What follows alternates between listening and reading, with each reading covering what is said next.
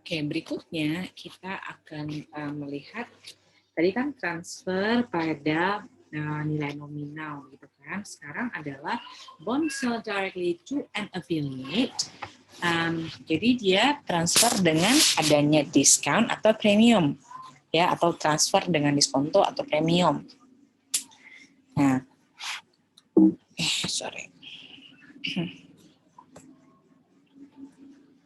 Oke, jadi ketika misalnya tingkat bunga kupon atau misalnya nominalnya berbeda dengan tingkat dia di pengembalian yang diharapkan oleh yang memberi pinjaman gitu kan.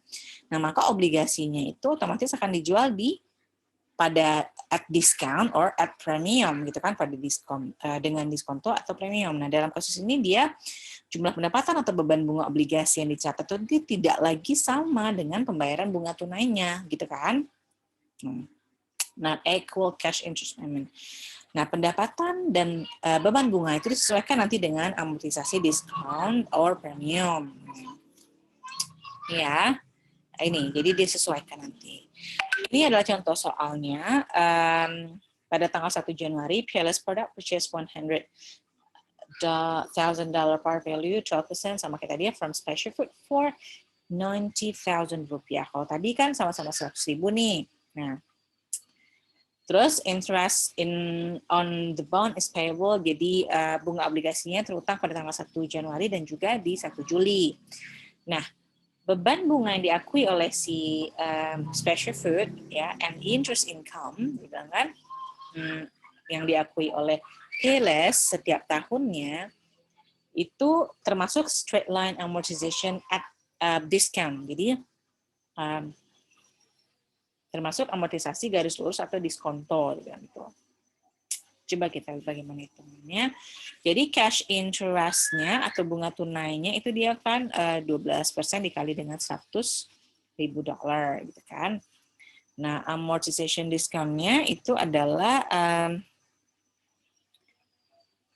10.000 begitu kan, $10,000 ya jadinya kan 10.000. Kemudian dia perbedaannya kan cuma 10.000 tuh kan, diskon karena dia 100.000, kemudian dia purchase-nya itu senilai 90.000 gitu kan. Nah, di situ ada bunga efektifnya gitu kan. Nah, dibagi dengan 20 semi-annual interest period-nya juga. Kemudian dikali dengan 2 periode. Jadi dapatnya situ adalah $1.000 ya kan. Sehingga beban atau pendapatan bunganya itu adalah $13.000. Nah, jadi setengah dari jumlah tersebut itu diakui pada setiap 2 periode pembayaran bunga selama setahun. Ya kan, dia kan 2 periode tadi tuh, Januari dan juga Juli itu. Nah, jadi walaupun misalnya metode amortisasi bunga efektif itu biasanya kan digunakan untuk amortisasi diskon atau premium. Nah, metode garis lurus ini dia bisa diterima selama hasilnya tidak beda dengan secara signifikan atau secara material gitu kan. Nah, jadi logikanya itu kalau transaksi antar induk perusahaan atau anak perusahaan atau antar anak perusahaan dari induk perusahaan tertentu itu nanti dieliminasi dalam laporan keuangan konsolidasian. Kalau misalnya nanti ada yang diskon atau premiumnya. Nah, ini adalah ayat jurnal. Jadi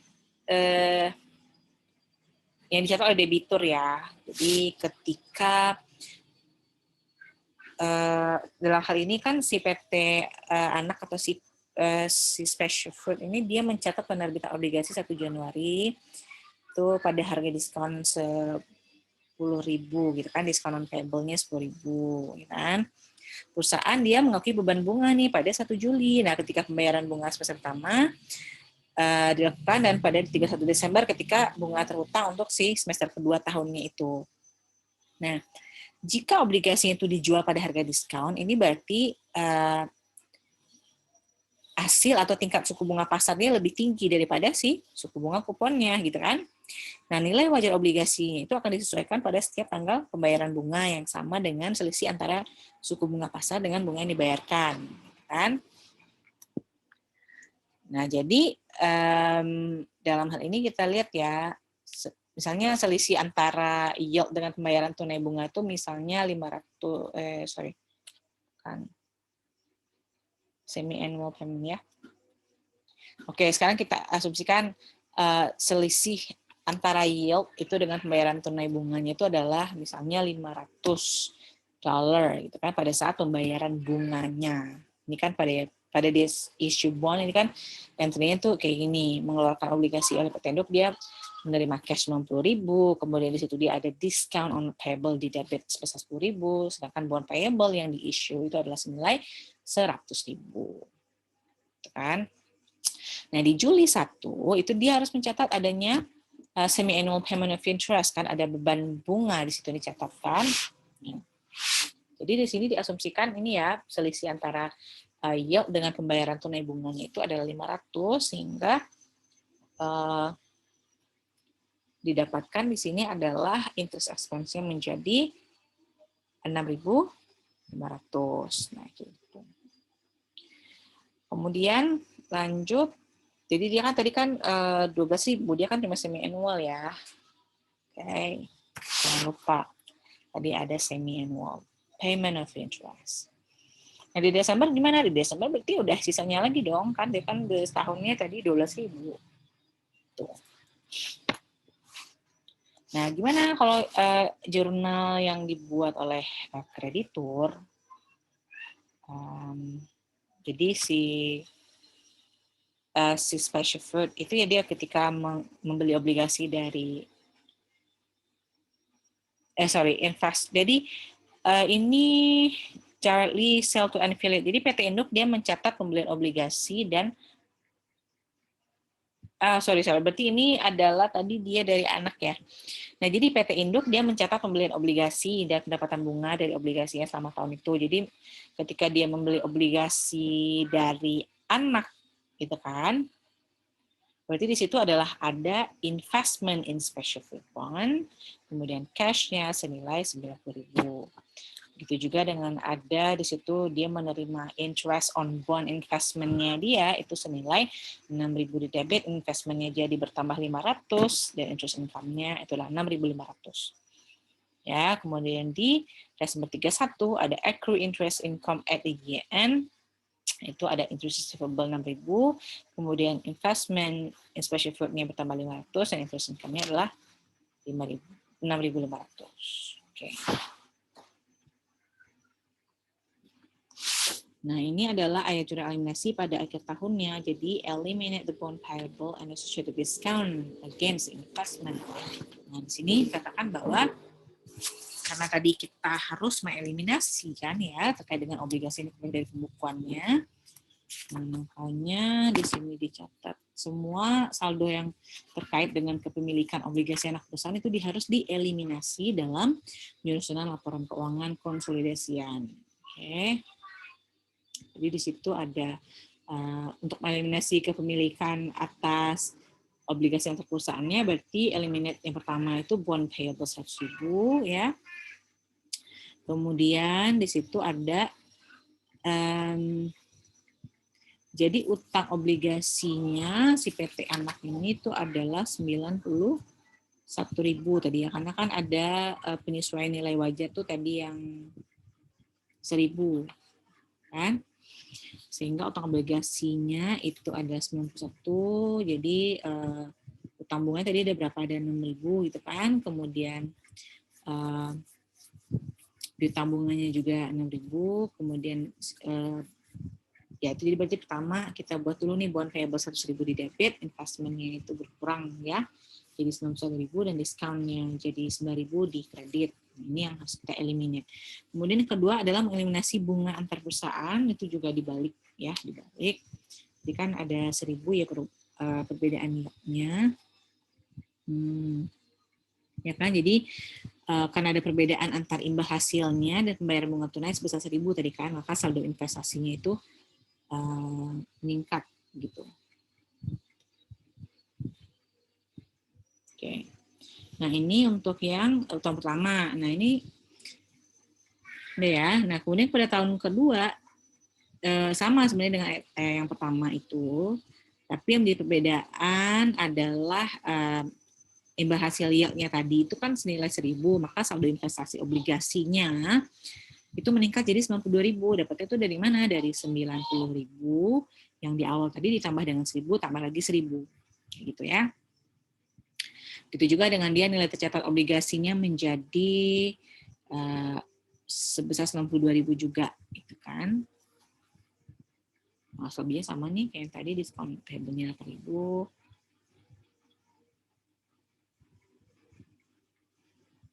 Oke. Ini harus dieliminasi ya. Ini yang jangan lupa teman-teman, pertama di-eliminate intercompany bond holding-nya, kemudian intercompany interest-nya, kemudian intercompany interest receivable atau payable-nya. Oke.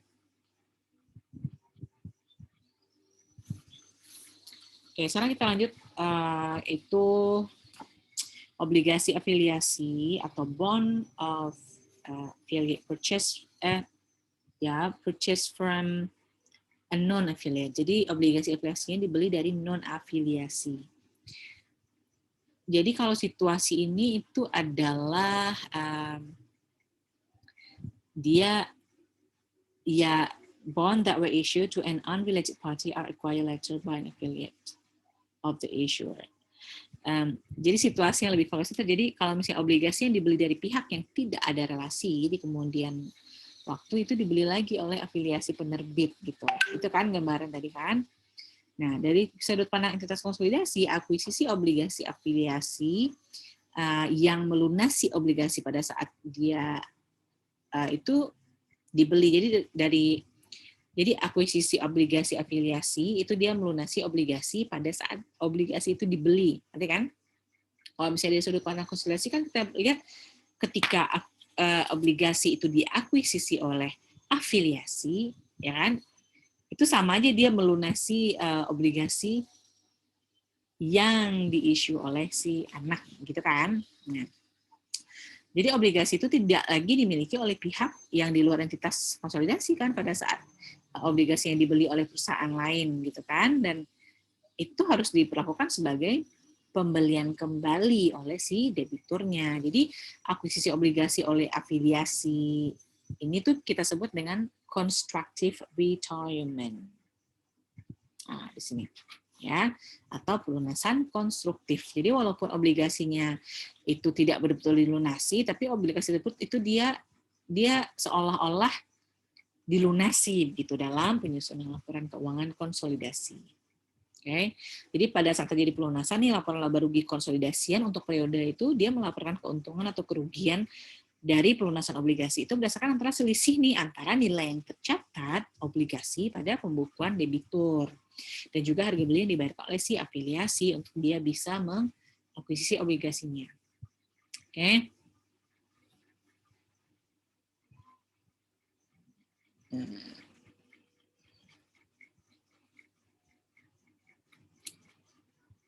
Ini dibilang ya, jadi when and constructive retirement occur. Itu dia sudah saya jelasin. Kemudian purchase at the book value, sama kayak tadi. Kalau tadi kan juga ada nih pada nilai book value gitu kan. Jadi kalau misalnya jadi elimination entries are identical to those used in eliminating a die, sama gitu kan. Total of bond interest can be reported. Nah, kalau misalnya perusahaan itu membeli utang afiliasi pada nilai buku dari pihak yang non-afiliasi, begitu kan, pada harga yang sama dengan liabilitas yang dilaporkan oleh debitur, maka jurnal eliminasi yang diperlukan dalam penyusunan laporan keuangan konsolidasi itu sama dengan yang digunakan dalam eliminasi transfer utang langsung. Ya. Nah. Oke, sama. Nah, apa nih? Quiz kedua. Coba nanti teman-teman jawab ini ya. Kemudian berikutnya adalah pembelian dengan harga yang lebih rendah dari nilai buku. Ya. And the price paid to acquire the bond of affiliate differ from liability reported by debtor. A gain or loss is reported in consolidated income statement. Karena ini dia from non-affiliate, itu kan. Nah, jadi pergerakan dalam tingkat bunga, dalam faktor lain yang mempengaruhi pasar sekuritas itu membuat obligasi perusahaan itu jarang biasanya terjual dengan harga yang sama dengan nilai buku, ya kan. Jadi dia memang kebanyakan ya bervariasi juga gitu. Pada saat harga yang dibayarkan untuk dia mengakuisisi obligasi berbeda dengan liabilitas yang dilaporkan oleh debitur, maka keuntungan atau kerugian nanti akan dilaporkan tuh dalam laporan laba rugi konsolidasian pada periode terjadinya pelunasan konstruktif. Nah, kemudian gimana dengan pendapatan dan beban bunga yang dilaporkan oleh kedua afiliasi setelah dia membeli obligasi, itu juga harus dieliminasi dalam penyusunan laporan keuangan konsolidasian. Oke.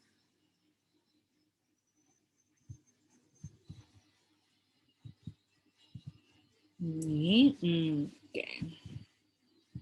Kemudian di sini dikatakan bahwa interest income reported by investing affiliates and interest expense reported by the debtor are not equal in this case because of the different bond carrying amounts on the book.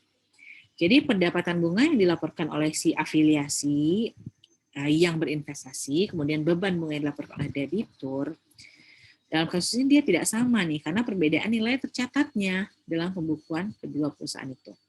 Jadi ada perbedaan nilai tercatat ya.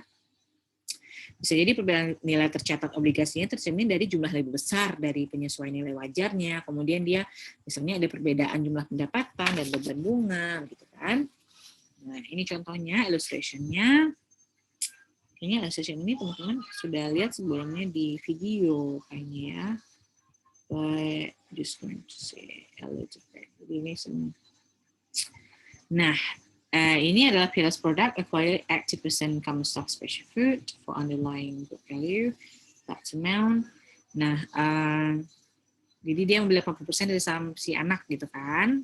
Nah, jadi pada tanggal 1 Januari special fruit issue 10-year 12% bond payable with the par value $100,000. The bond ratio at 102. Jadi maksudnya apa nih maksudnya at 102 nih? Jadi maksudnya pada tanggal 1 Januari itu dia special bond ini dia menerbitkan utang obligasi dengan nilai nominal itu 100.000 gitu kan. Kemudian jangka waktu 10 tahun they issue 10-year and 12% ya 12%. Nah, obligasi itu dikeluarkan dengan harga 102 itu maksudnya dia berarti lebih jadi dia issue itu senilai 102.000 gitu. Nah, PT non afiliasi dia membeli obligasi itu dari si anak. Kemudian obligasi tersebut itu dia the bond pay interest. Jadi dibayarkan itu adalah 30 Juni dan 31 Desember. Kemudian both PLS and special amortized bond discount using straight line method. Kemudian on December PLS purchase the bond from non-affiliated. Ini adalah alur-alur yang mereka sampaikan begitu ya. Kemudian ada net income dilaporkan. Kemudian ada dividend declare. Nah si PLS ini juga menghasilkan dia memperoleh 140.000 dan 160.000 dari operasi terpisahnya dia gitu kan. Ya, si PT Induk dia juga mengumumkan adanya dividen. Nah, kira-kira seperti ini nih alurnya ya. Si special fruit dia issuance senilai 102.000 gitu kan. Kemudian dibeli dengan nilai 91.000 pada tanggal 31 Desember tadi itu soalnya. Nah, ini catatannya, silakan teman-teman lihat ini ya pada tahun pertama, berarti mulai dari dia membeli bond to non-affiliate, dia menjual bond to non-affiliate, berarti dia mendapat cash nilai 102, dan bond payable-nya senilai 100, dan premium itu udah 2.000.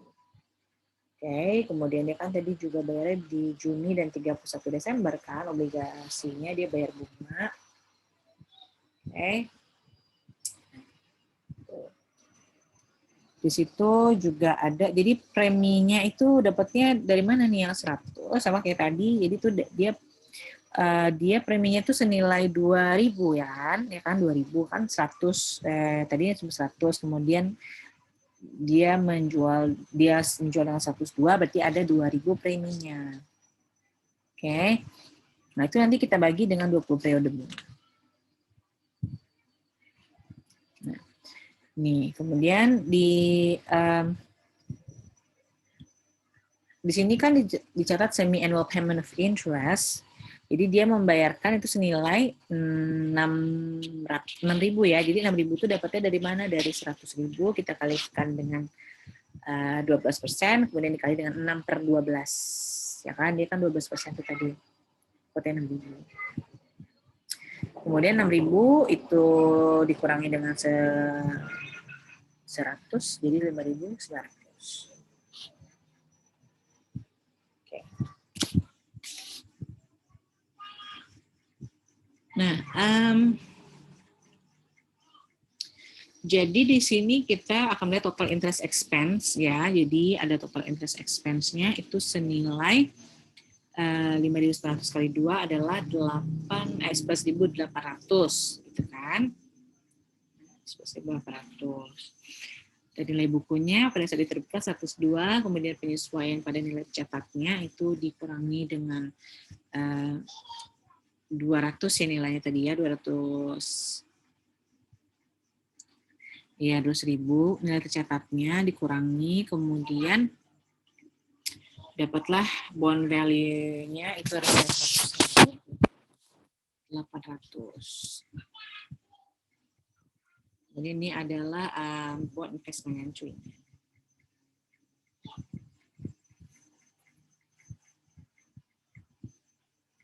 Nah, kemudian kita menghitung keuntungan pelunasan dari konstruktif obligasi ini. Dari sudut pandang konsolidasi, dia pembelian obligasi oleh PT anak oleh si PT induk ini itu dia merupakan pelunasan obligasi satu entitas ya kan.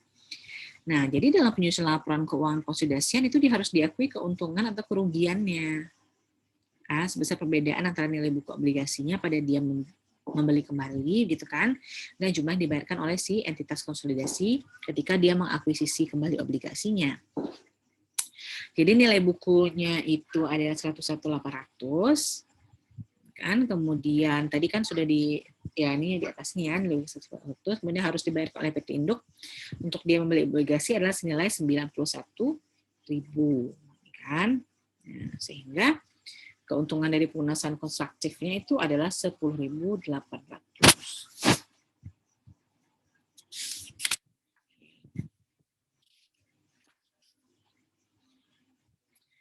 Nah, kemudian ini masih ada ya di sini. Jadi di sini ada tambahan bahwa bagaimana mengalokasikan keuntungan pelunasan konstruktif ini. Jadi ada 4 pendekatan nih yang digunakan dalam praktek untuk dia mengalokasikan keuntungan atau kerugian dari pelunasan konstruktif obligasi kepada pemegang saham dari perusahaan-perusahaan. Jadi misalnya itu untuk afiliasi yang menerbitkan obligasi, kemudian untuk afiliasi yang membeli obligasi, kemudian untuk induk perusahaan juga, kemudian untuk perusahaan yang menerbitkan, gitu kan, issuing and purchasing company sih, menerbitkan dan membeli obligasi berdasarkan selisih antara nilai tercatat di pembukuan mereka pada tanggal pembelian dan nilai nominal dari obligasinya. Oke.